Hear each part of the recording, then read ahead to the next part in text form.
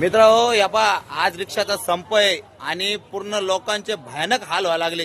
सारे लोक घायल झालेले, काम बुडा लागले त्याचे. आता तुमच्या समोर आहे ना, हे दोन आपले कर्मचारी, हे नागरिक, यांचे पण काय हाल आहे सांगतो तुम्हाला.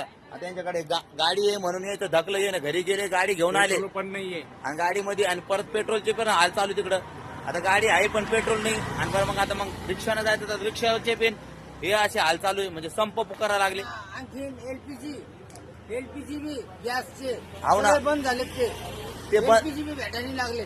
एलपीजी बंद झाल्यामुळं रिक्षा बंद झाल्या आणि रिक्षा बंद झाल्यामुळं लोकांना कामाला जाता येत नाही, त्रास लागला. त्रास व्हायला लागला. कारण आम नागरिक आहे ना मित्र हो. 10,000 झाल्या रिक्षा बंद झाल्या. 10,000 हा बरोबर आहे. तर मित्र म्हणजे सांगण्याचं तात्पर्य असं आहे की आता बा ज्याच्याकडे मोटरसायकल आहे त्याला पेट्रोल भेटत नाही आणि ज्याच्याकडे मोटरसायकल नाही तो रिक्षाने जातो तर त्याला रिक्षा भेटत नाही. म्हणजे 500-600 रुपये कमावून माणसं आणि 500-600 रुपये हातावरचे माणसं 500-600 रुपये कमावणारे यांचं कसं होणार आता तुम्ही सांगा मित्र. हा मी काय म्हणतो, हा जेवढं पाहिजे ना आपल्याला 500चं पेट्रोल हा. तेवढं द्यायला लागले. हा 100च द्यायला लागले.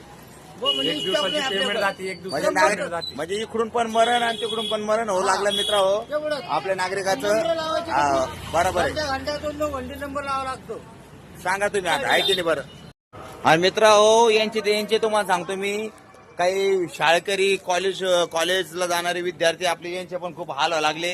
कारण आताच आपले मित्र आहे ना, आता त्यांच्या भाषेला आहे ना, आता रिक्षा नाही लागली म्हणून ते त्यांना म्हणजे कॉलेजला सोडून आले.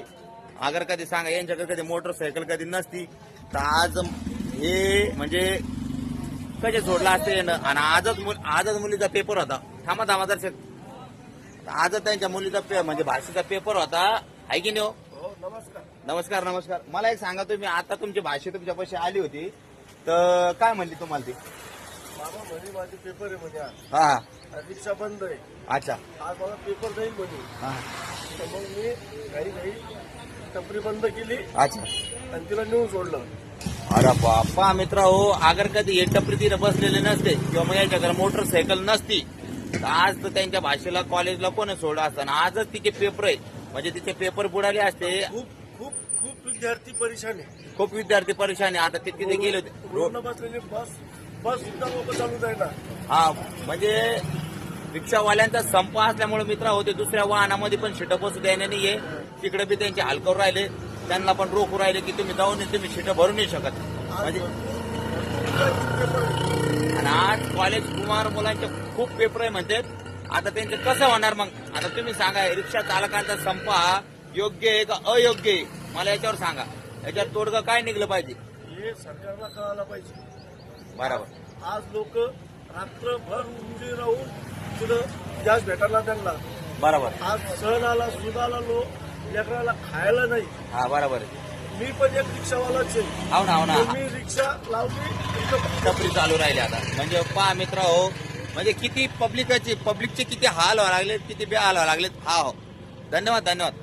तर असे सामान्य नागरिकांचे विचार आहे मित्र हो. आता हे आमचे वाडेकर बंधू म्हणून आलेले. आता एकदा यांची राय विचारू आपण. म्हणजे मित्र हो, मी तुम्हाला हे दाखवायचा प्रयत्न करू राहिलो की सामान्य जनता जे नागरिक आहे आपले यांचे काय हाल चालले बा. रिक्षाचा संप असल्यामुळं, एलपीजी गॅस न भेटा लागल्यामुळं आणि काही लोकांना समजा मोटरसायकल असून सुद्धा पेट्रोल टाकायला नाही भेटू राहिलं.